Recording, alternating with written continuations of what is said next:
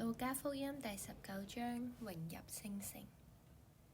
耶穌講完咗呢啲話，就走喺前面上耶路撒冷去。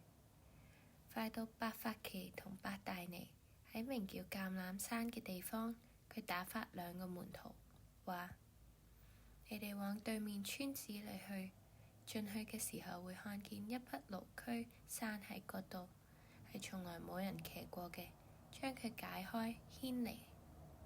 如果有人問點解解開佢，你哋就咁樣講：主要用佢。被打發嘅人去咗，所遇見嘅正如耶穌對佢哋所講嘅。佢哋解開驢駒嘅時候，主人問佢哋點解解開驢駒，佢哋話：主要用佢。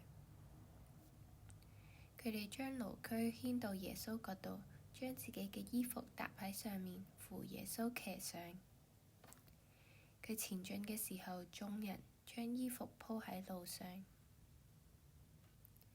佢將近耶路撒冷，正下橄欖山嘅時候，一大群門徒因所見過嘅一切異能，都歡呼起嚟，大聲讚美神，話：奉主名來嘅王係應當稱頌嘅，在天上有和平，在至高之處有榮光。